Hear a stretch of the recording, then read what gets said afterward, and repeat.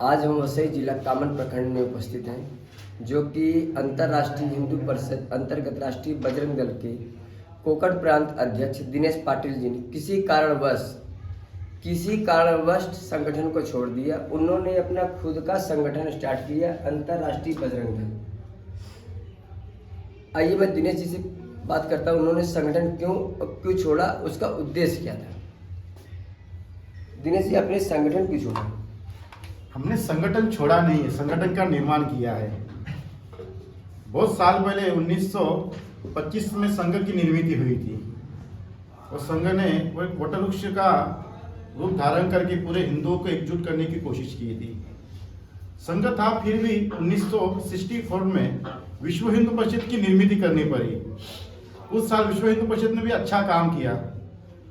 कुछ दिनों के बाद 84 में फिर बजरंग दल की स्थापना करनी पड़ी। अगर ये तीन संगठन गलत नहीं है तो कहीं पर हम भी गलत नहीं हैं। उसके बाद हमारे आदर्श डॉक्टर प्रवीण भाई तोगड़िया जी ने 2018 में अंतर्राष्ट्रीय हिंदू परिषद राष्ट्रीय बजरंग दल की स्थापना की।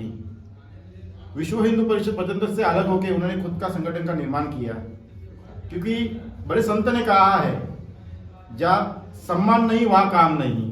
अपमानित होकर कि हिंदुत्व का काम नहीं करना है। हमारे सभी देव दुर्लभ कार्यकर्ता अपने घरदार छोड़ के हिंदुत्व के लिए रात दिन काम कर रहे हैं। अगर हमारा कार्यकर्ता सम्मानित नहीं रहेगा, स्वावलंबी नहीं रहेगा, तो आने वाले काल में हमारा कार्यकर्ता हिंदुत्व के लिए कैसे काम करेगा। जी, आपने स्वयं ही बोला था कि हम डॉक्टर प्रवीण भाई तोगड़िया को आजीवन नहीं छोड़ेंगे। हमने प्रवीण भाई को आजीवन नहीं छोड़ेंगे ये कहा था, संगठन को नहीं कहा था। हमारे प्रवीण भाई आज भी आदर्श है ना, लेकिन उनके जो बाजू में जो बैठे हुए जरासन जयचंद हैं, अभी प्रवीण भाई ने उनको पहचानने की जरूरत है। मैंने एक वक्तों में कहा था कि अगर प्रवीण भाई ने विश्व हिंदू परिषद छोड़ा है तो प्रवीण भाई गलत नहीं है, तो हम भी तो गलत नहीं है। हमने कहा हिंदुत्व तो छोड़ा है, हमने तो भगवी की धुरा हाथ में लेके हिंदुत्व का काम आज भी कर रहे हैं, आगे भी करेंगे। यानी आप कहना चाहते हैं कि प्रवीण भाई ने हिंदुत्व को छोड़ दिया, इसलिए आपने नया संगठन बनाया। प्रवीण भाई ने हिंदुत्व नहीं छोड़ दिया, लेकिन हमें 2018 वाले प्रवीण भाई फिर से वापस चाहिए। जो 2018 में हमारे एजेंडा में जो हमारे मुद्दे थे कि राम जन्मभूमि मुक्ति हो गई है, लेकिन प्रवीण भाई कभी काशी विश्वनाथ के बारे में बोले नहीं है। मेरा सवाल है, क्यों नहीं बोले हैं? वजू खाने से 4.5 फुट का शिवलिंग बाहर निकल के भी प्रवीण भाई की चुप्पी क्यों है, ये मेरा सवाल है। मथुरा में श्री कृष्ण की जन्मभूमि है, वहां पर ईदगाह मस्जिद खड़ी है, प्रवीण भाई ने अभी तक मथुरा के बारे में क्यों नहीं बोला है? हमारे एजेंडा में हिंदुत्व के लिए मुद्दे हमने रखे थे।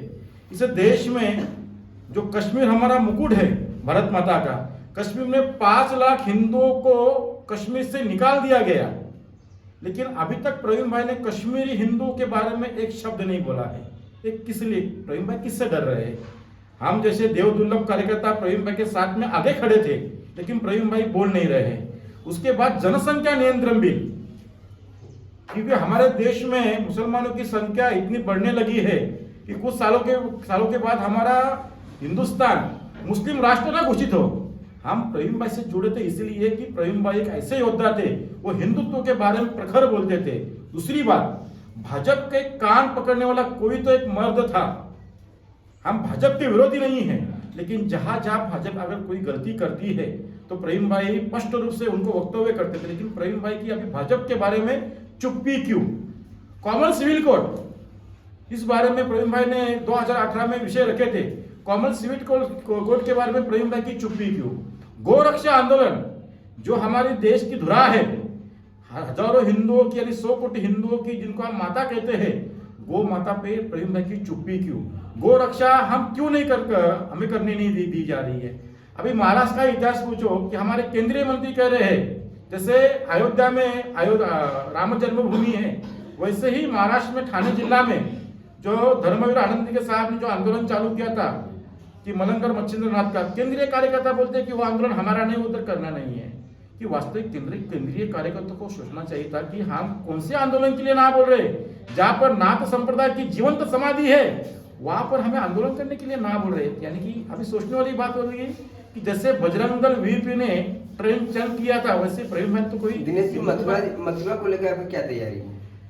आपने सोशल मीडिया पर देखा होगा कि श्री कृष्ण जन्मभूमि के मुक्ति के लिए अभी अयोध्या में तपस्वी छावनी में जगत गुरु परमहंस जी के सानिध्य में बैठक हुई। आने वाले काल में दिल्ली में भव्य आंदोलन का यानी कि 22 जनवरी के पहले राम मंदिर का उद्घाटन होने वाला है। आप सभी को मालूम है कि 550 साल की लड़ाई हम जीत चुके हैं, लेकिन प्रभु रामचंद्र का भव्य मंदिर का निर्माण होगा ही, लेकिन उसके साथ में काशी और मथुरा भी नहीं छोड़ेंगे।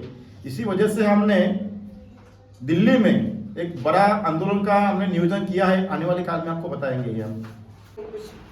अपना राष्ट्रीय बजरंग दल का जो है जन्म उत्सव मनाने वाले हैं। आने वाले 3 दिसंबर को शिवाजी महाराज के पावन चरणों से पावन हुई मुंबई में पूरे 12 राज्य के लोगों के साथ में अंतर्राष्ट्रीय हिंदू परिषद, अंतर्राष्ट्रीय बजरंग दल, क्योंकि बहुत साल उधर काम किया है तो नाम जाएगा नहीं है, इससे बजरंग दल विष्णु से नाम जाता नहीं था। आने वाले काल में अंतर्राष्ट्रीय बजरंग दल का 3 दिसंबर को मुंबई में स्थापना दिन का कार्यक्रम बड़े धूमधाम से मनाने वाले हैं। 12 राज्य के लोग उसमें आएंगे और हमने क्या किया है संगठन के लिए और हमारे कार्यकर्ता कैसे काम करते हैं, ये 3 दिसंबर को हम सभी को दिखाएंगे। सर, दिनेश जी को लेकर आपकी क्या तैयारी है? क्या आप इनके साथ देंगे या फिर आप भी इनके साथ जुड़ के नया संगठन बनाएंगे? नहीं, ऐसा नहीं है। हम दिनेश जी का साथ देंगे और दिनेश जी के ही साथ में रहेंगे। हम आप लोगों से भी यही कहना चाहते हैं कि अगर दिनेश जी का आप लोग ने दामन पकड़े हैं तो दिनेश जी जैसा कह रहे हैं ऐसा किया जाए। और हम लोग तन मन धन, ऐसा नहीं कि हमने आ गए यहाँ पे अपनी मुंडी गिना दिया, ऐसा नहीं। जो समय जैसा मिलता है उस समय से हम लोग सब इनका साथ देंगे। और ये जब गलत कहीं करेंगे तो इनके साथ हम लोग मिल करके इनको उस चीज़ को समझाया जाएगा कि आप गलत रास्ता पकड़ रहे हो, हम आपके साथ में फिर आगे गलत ना होने पावे। राष्ट्रीय बजरंग दल से जुड़े थे जी, इसमें आपका जुड़ने का कारण क्या है? इसमें जुड़ने का कारण, मैंने पहले अंतर्राष्ट्रीय हिंदू परिषद से जुड़ा था। संगठन जो है पहले अगर संगठन अगर हमारे जैसे हमारी पूरे जिला की टोली है, विभाग की टोली है, तो अगर हमारे माननीय दिनेश जी अगर कहीं भी एक कार्यकर्ता हमारा फंसता तो माननीय दिनेश जी ही आगे आते हैं, तो हमारी प्रांत की टोली नहीं आती है। और अगर प्रांत की टोली को हम बुलाते हैं तो बोलेंगे यहाँ फंसे वहाँ फंसे है। अगर हम जहाँ 2 बजे रात को अगर दिनेश जी को याद करते तो हमारी पूरी जिला की हमारी जितनी टोली है, हमारी जैसे संजय जी है, राजेंद्र जी है और एक बाबा जी है, सतीश महाराज जी है, अगर कैसा 2 बजे रात को हम लोग फंसे दिनेश जी को याद करते तो हमारे माननीय दिनेश पाटिल जी यहाँ पे उपस्थित होते हैं। इसके लिए हम दिनेश जी का साथ कभी नहीं छोड़ सकते।